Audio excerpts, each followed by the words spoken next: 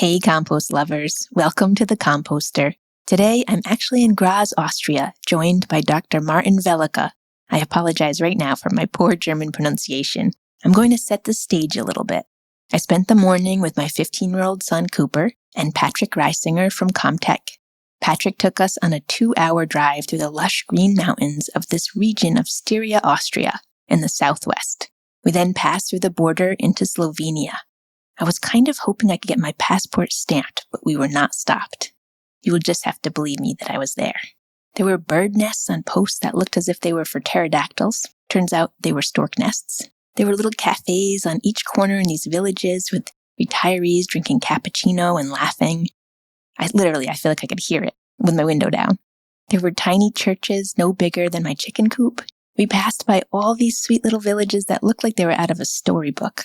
Every home had flourishing window boxes of red geraniums, chickens, gardens, a few fruit trees laden with apples and pears, and every house had well-maintained grapevines. I had this sense that homesteading was just a thing everyone does here in Slovenia, and it's no big deal, just a way of life. I fell in love with this place just by driving through it. Then we visited the Komptech factories in Slovenia. They were clean and obviously efficiently run. I could tell by the way supplies were organized. Workstations were tidy. There were dry erase boards that managers had written down the efficiency of their machines, and they ranged from, I checked, I love data, from 97 to 100%.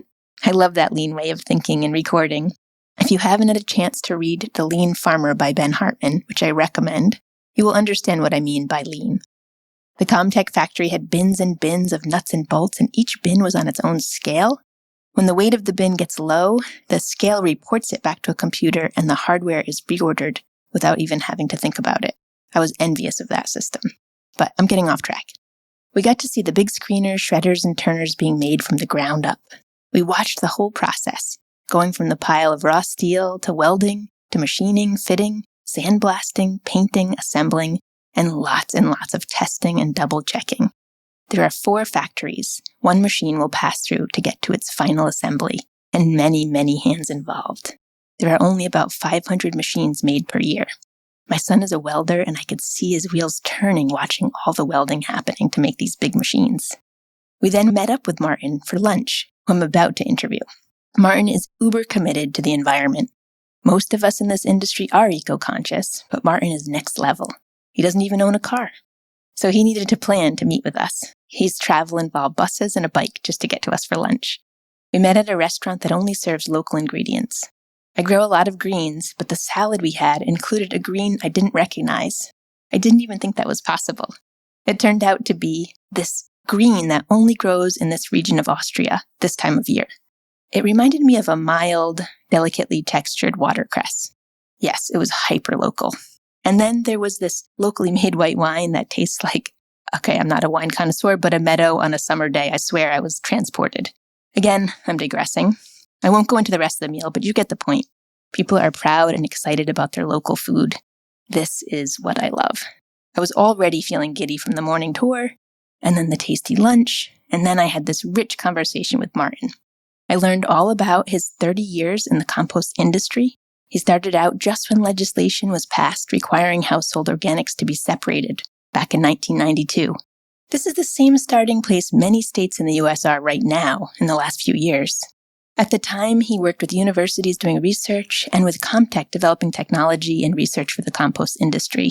He now has his own engineering and consulting firm, which I will link in the show notes. Not everywhere has a layout like Austria, where the highly populated urban areas are very close to the farms.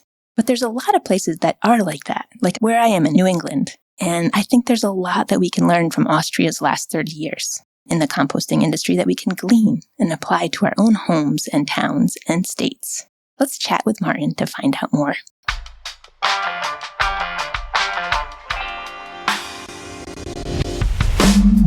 Welcome to The Composter, a podcast for farmers and composters.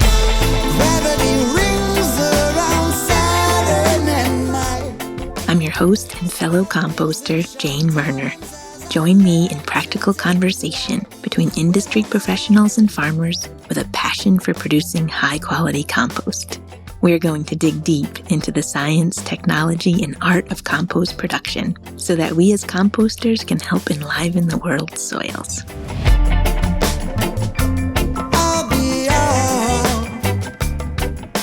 Today's episode of The Composter is brought to you by Komptech. Today, more than ever, people are discovering the benefits of compost in gardens, landscapes, and agriculture. However, as composting awareness grows, so does consumer demand. As a result, commercial composters are seeking ways to increase year-round production while maintaining high levels of quality in their compost. For many, the solution is a better process.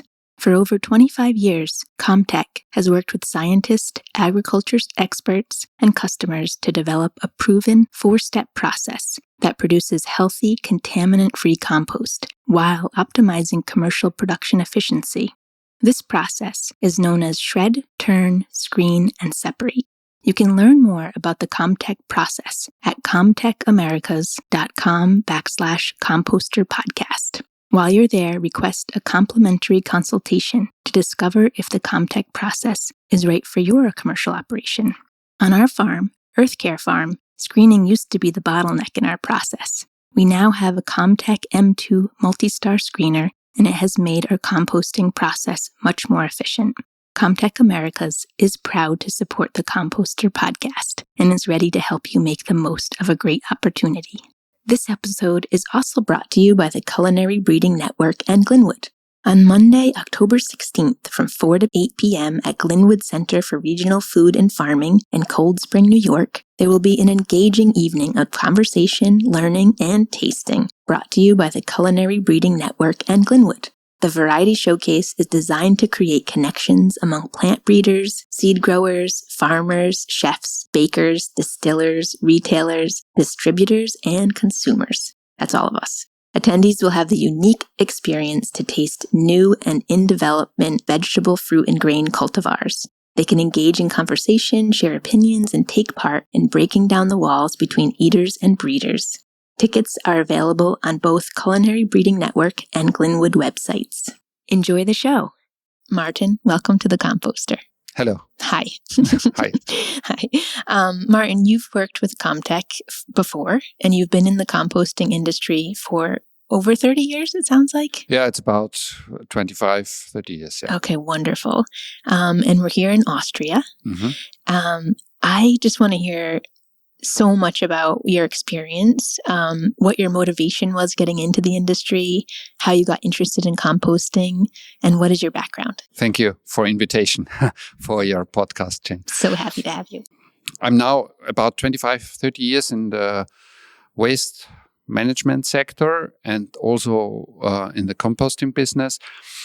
And it was, I think, 1996 when I finished my studies in biology on the University of Aachen in Germany, and started in 1 year later with Komptech and learned a lot about the machinery for composting and so there. And my idea was to start with composting a bit older. I started during my studies on the balcony of my flat with first composting experiments. Not always to the what was not always liked by my roommates, but it was my first access to that. And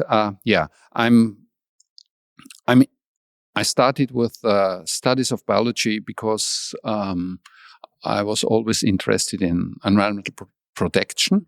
That was an important topic for me.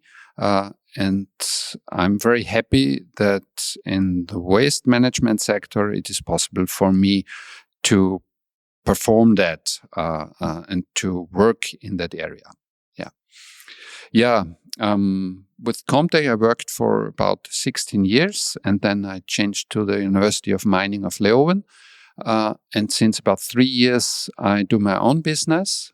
I have an engineering consulting office here in Graz and consult different companies, public and private companies in Austria and Germany in the sector of waste management. For listeners that don't know, Martin is the real deal.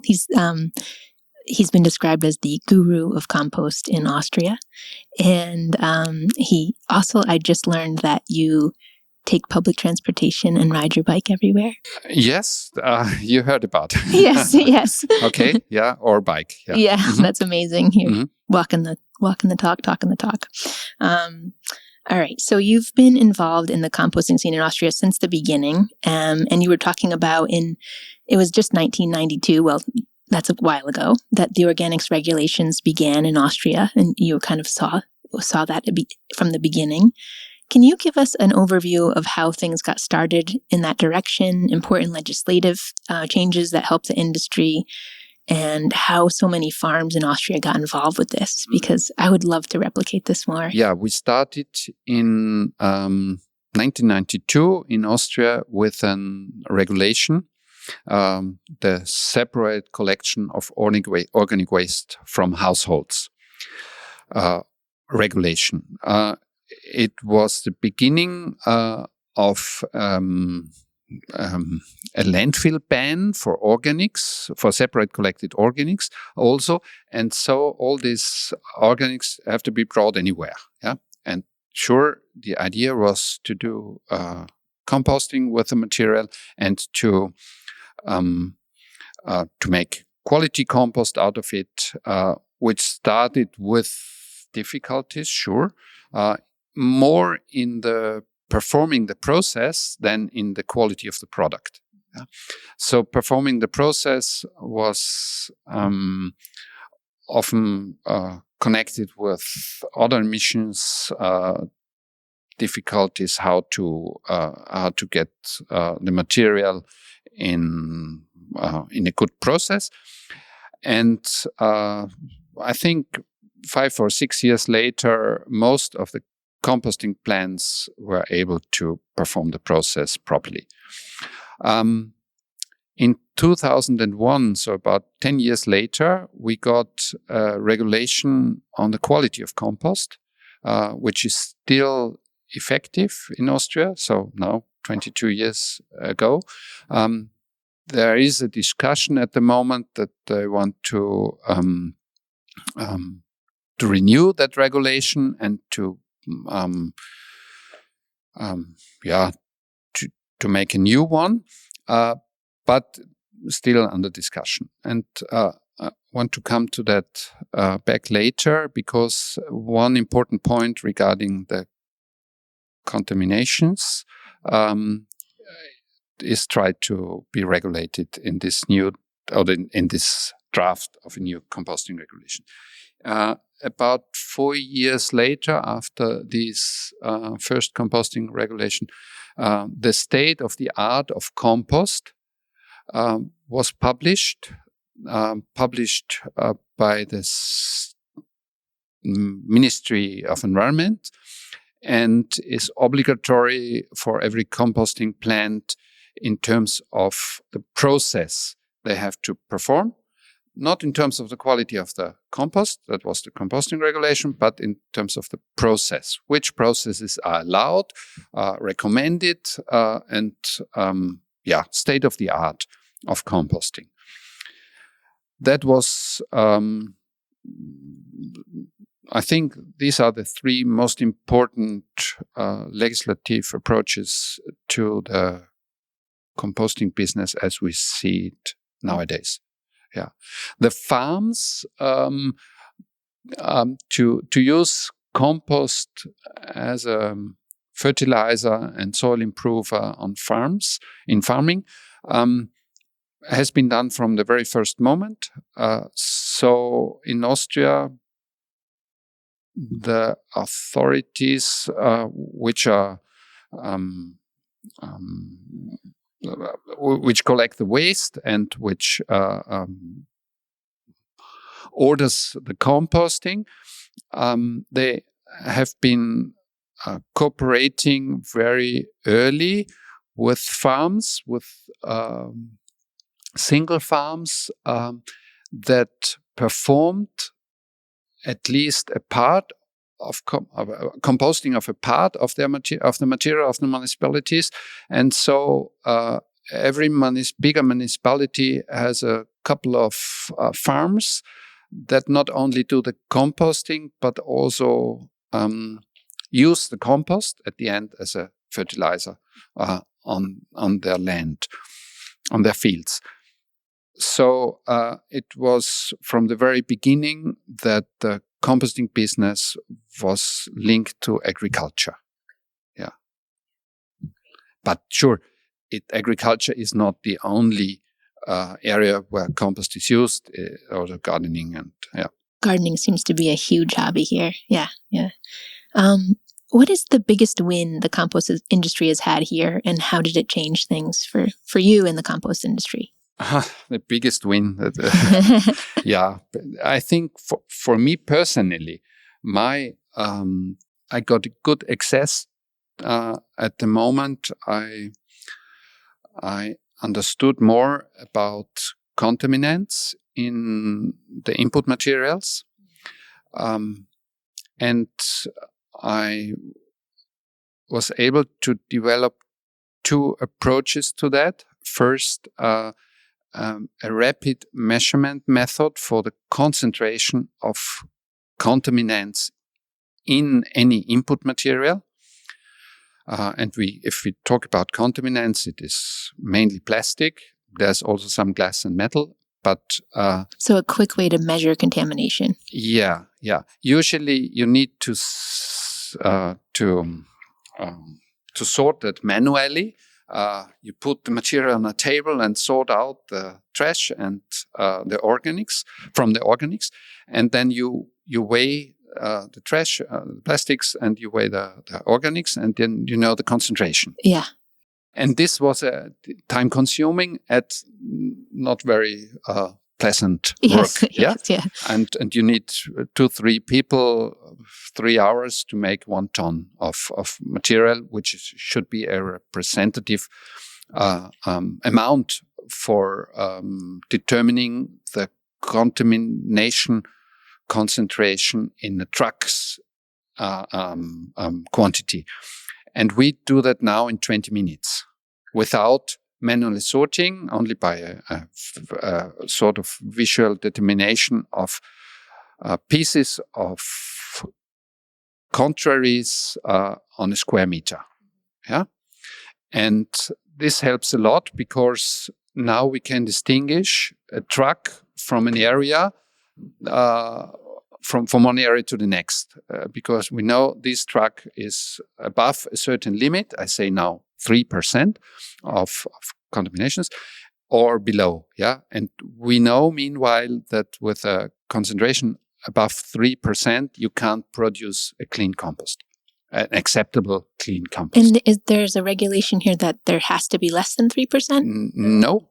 This is knowledge comes from. I say originally from Germany, and we could confirm that. But in Germany, there is now, since about a year, a regulation that comes into effectiveness, I think, in next year or the year 2025, where there is a limit of 3% of contaminants in the input material for acceptance in composting plants. So if you're above 3, you can deny the acceptance, and you can say, I'm not allowed to take over that material. Yeah. And before you enter in the real composting process, in rotting, you have to undergo 1%. So you have to pre-treat the material in a certain way, screening, WinSieve, what else, but mainly screening, I recommend, to reduce the contamination from 3 to 1%. So, and understanding that, how that works, measurement on the one hand, and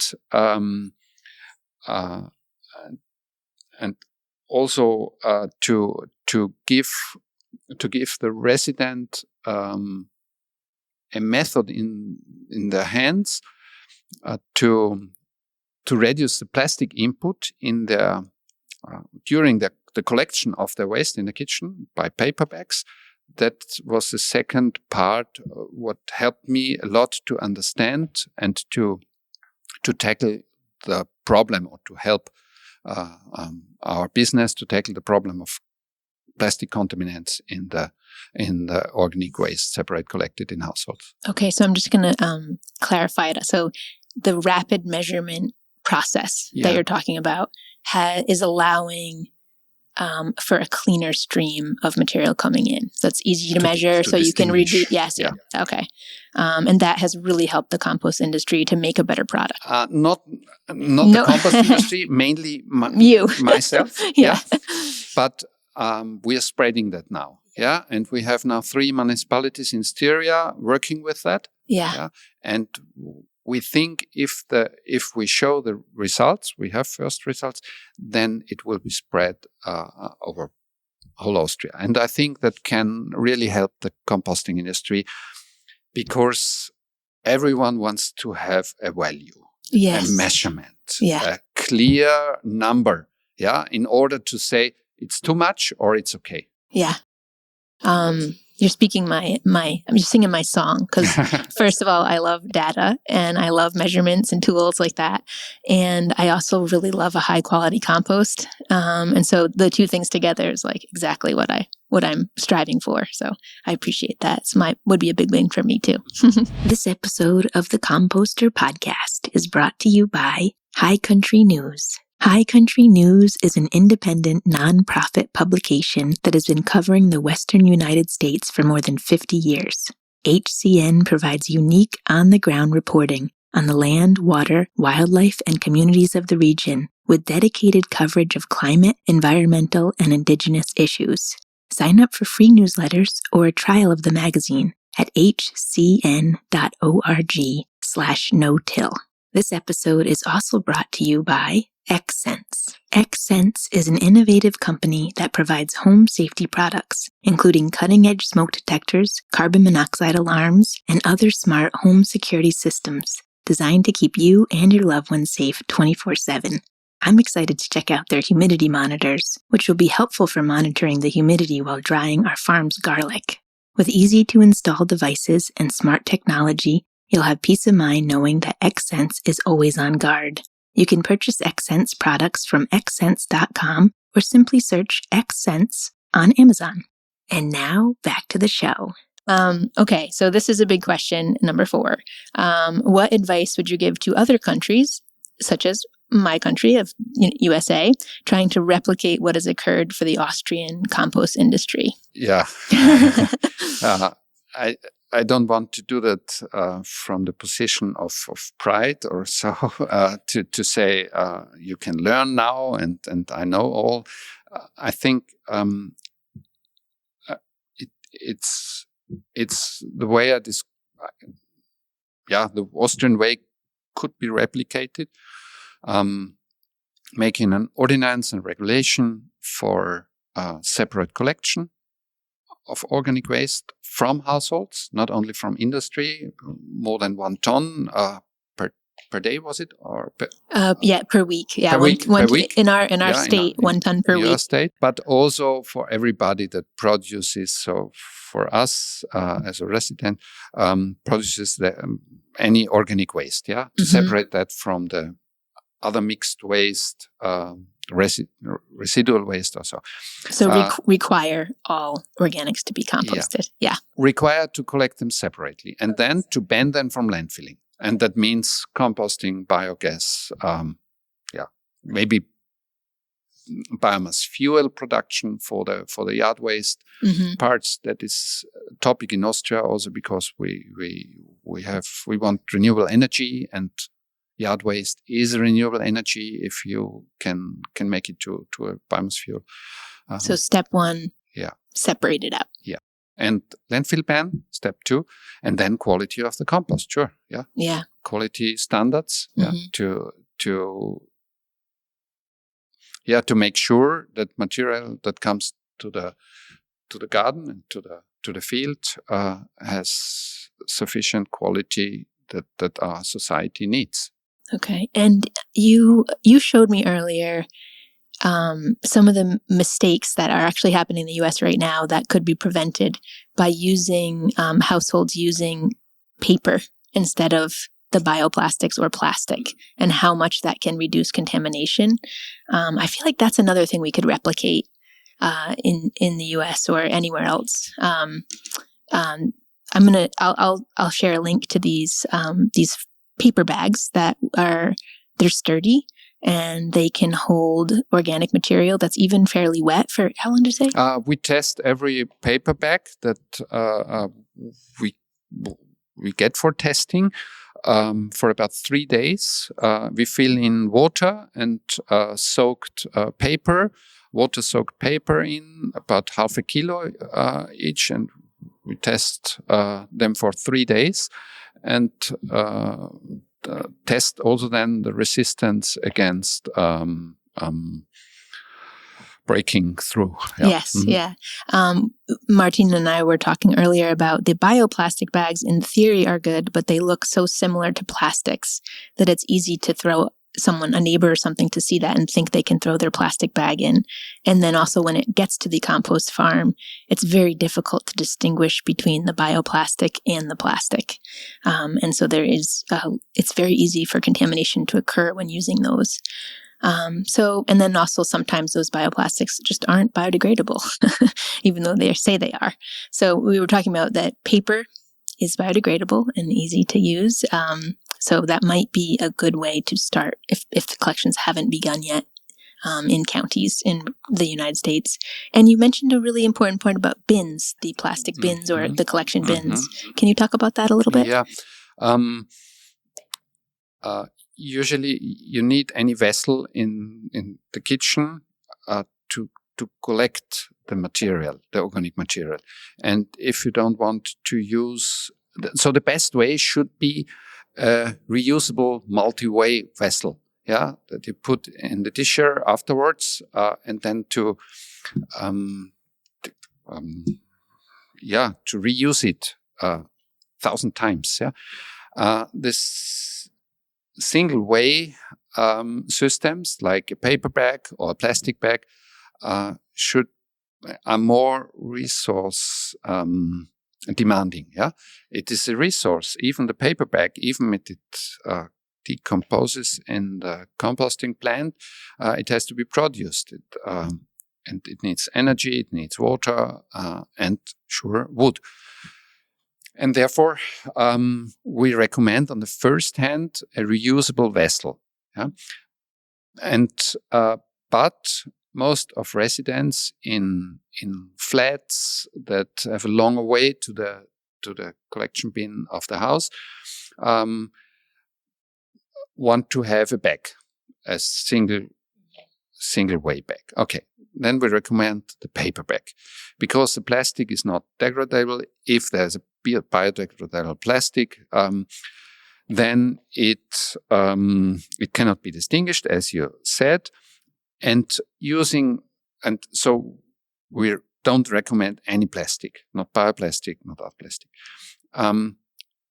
But some want to put that bag in another vessel, in a bin, in a small bin in the kitchen, because that is the bin where it stands good and where it's sure not to seep through and so on.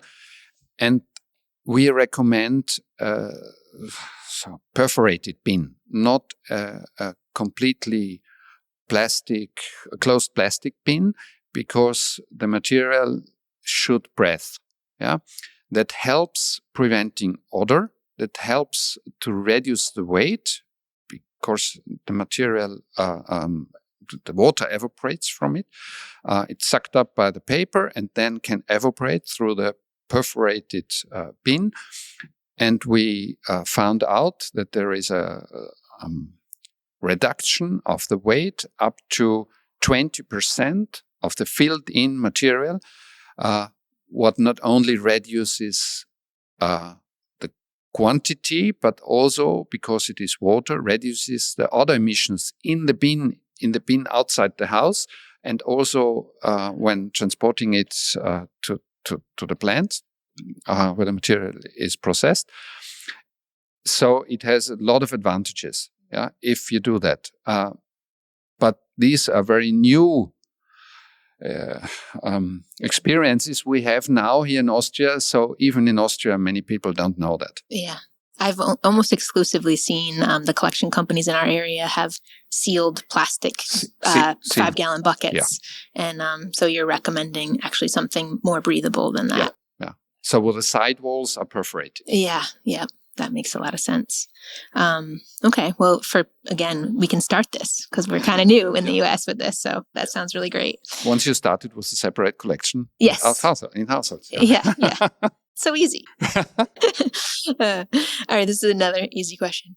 What is your vision for the future of composting, and how do we get there? We haven't talked till now about home composting. Mm-hmm. I have a vision for home composting. In Austria, about the quantity that is processed in composting facilities is also estimated to be composted in home composting. So we have a huge quantity of material that doesn't enter our waste management system. Mm-hmm. So this is a sort of waste prevention and of direct use of the material in their own garden. Yeah, if somebody has a garden. Yeah, not everyone has a garden, but if you have a garden, it should be not only possible, but also promoted that you perform home composting. And this has been forgotten in Austria. Since, I think, 15 years, nobody advertises home composting. Yeah, even it saves costs for the resident as well as for the municipality. Yeah. And even there is enough other stuff to be composted, processed for the private industry that wants to have waste as a business model. Yeah, wants to overtake waste as a business model. I have a follow-up because I think the same thing happened in the US where I know my grandparents composted, most of my generation's grandparents did, but then it fell off with the next generation. Mm-hmm. And I don't know why that happened. That's very easy to explain, I think, because agricultural facility, the knowledge, agricultural knowledge has got lost from the last 2 generations to now. Yeah, there is no need of agricultural knowledge, farming knowledge at the moment. Mm-hmm. And so people think home composting means odor, rats, flies, snails, or whatever. Flies, what else? And this idea has to be changed. And this is a task the municipality has to overtake. But they don't do that. In Austria, they don't do that at the moment. Yeah, that would have a huge impact because then there's just so much less going off people's land, and it also connects people to their food more and to how much they're actually wasting. Mm-hmm. I love that. And it's also a personal, private recycling resource use circle in your own in your own garden. Yeah. Yeah. Hyper local. And you learn a lot about waste. Recycling, if you do that with the organic waste on your own, and then you can better understand what means collection of paper for recycling, collection of glass for recycling, which also needs to be clean, collected, to be clean collected in order to be recycled properly, Yeah, this is one of the ideas. Okay, so that's the beginning. Home composting. What's next too? Next should be the reduce of plastics in separate collected waste in households. Yeah. So as I explained, by many actions at the level of collection, of pre-treatment, also of composting process and of post-treatment of the compost. So you have many levels where you can involve and where can reach a reduction of plastics that ends up on our fields. So beginning at the collection, I said paper bags can help, for instance, advertisement against plastic bags. Yeah.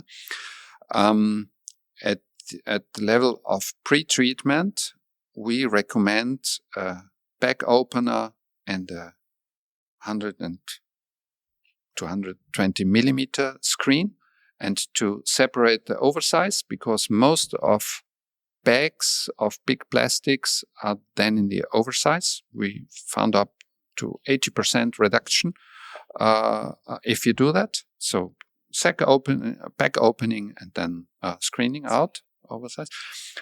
At the level of the composting process, it means the more energy you put in the material to move it, to turn it, the more you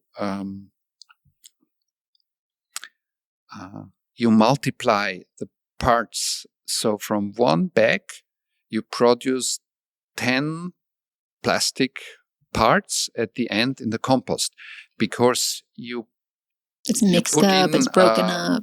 Force, by the loader, by the turner, by screening it.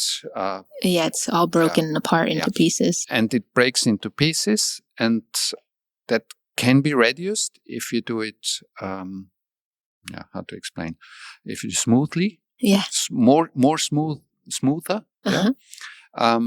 And at the end, post-treatment of compost, at least a wind sifter for the oversized material that is recycled in the composting process is the minimum equipment you need for that. A screen alone is too less. It's good maybe for the compost to make it clean from most of plastics. But what about the oversize? If you do not burn or get rid of the oversize by any other waste process, management process, but recycle that in your own plant, then you have to remove most of plastics by wind sifter, and by, I say, good wind sifter, not any ventilation system. For those composters, if you're a smaller composter, a wind sifter is a part that's on the screener. It's like a big fan sort of that pulls up the plastic.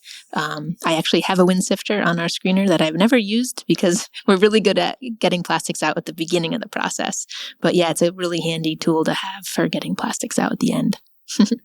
And third part of my vision is to reduce the organic waste content in the residual waste, in the municipal solid waste. So there is still in Austria, even if we perform since about 30 years the separate collection of organic waste from households, there is still 30% of organics in the residual waste. Okay.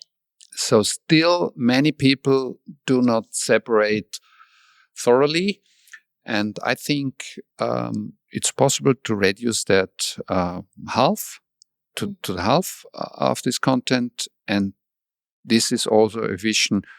But before we start with working on that, we should be sure that in such areas where we start such work, there should be a clean input material in the organic waste established. So no plastic bags, few contamination of about 1% contrast content.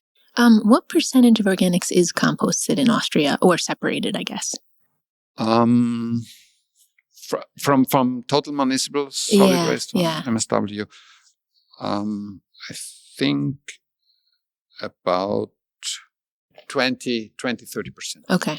All right. I think the U.S. is between 3 and 5%. So I think that's, we have a way to go. But we could all do so much better. Yeah. All right. Awesome. This question I didn't put on there because I just saw it on your website for your engineering consulting company. You had a surprising quote that I was really drawn to, and it translated as, I'm always in search of God in all ways.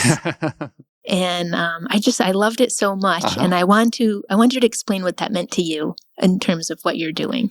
I'm a Christian, and this is important for me also in my job, and the connection to my job, to my environmental conscience, is that I want also to care for creation. And I'm happy about what I see in creation, and I'm unhappy about what man is doing sometimes with that wonderful world we are living in. Yeah, and that expresses a little bit also my religion. Yeah. Mm. Yeah, for me, I just picture that feeling of awe I get when I hold a handful of finished compost, and I can see the whole universe in that handful. And it makes me think about, for me, that's kind of a connection to God or light or creation or whatever that is. And I love that was on your website. A little off topic, but and then this is actually just our last question. Do you have any advice for our listeners and for composters like me? What do you want to tell us? What do you want to tell all these composters that are listening to this? Not really, but I in my business, I try to combine earning something to live on with doing good things and doing the things good. And for me, it was very near looking out, seeing our problems with the waste we are producing and how we manage that. And so I tried to do my best to reduce the impact of waste on our society. Yeah. Aligning values with, business and making it thrive both ways. Yeah. Yeah. Express it. Thank you. That's wonderful. Well, thank you so much. Is there anything last you want to add? Any resources you want to provide, or anything at last minute? Maybe there's one last idea. I learned that last year in Germany on a congress, that it's also possible to supply ordinary waste bin, which for the collection of the organic household waste stands before every house in Austria, with a lid, with a biofilter lid. So in summertime, often you have smell problems, and it's really a problem to get rid of them. Also to get rid of all the insects, and so around the bin by using such a lid. So there is still a technical approach, technical, biological. It's a biofilter in this lid that reduces the other emissions and also reduces the development of insects, and so. And there's still new things to find in our area that may help doing it a bit better than up to now. I have seen those charcoal filter lids. We have them in the US. Yeah, okay. Yeah, that's great. Yeah, there's just so much more to learn. Mm-hmm. Oh, well, thank you so much. It's been a joy to talk to you. Thank you for the interview.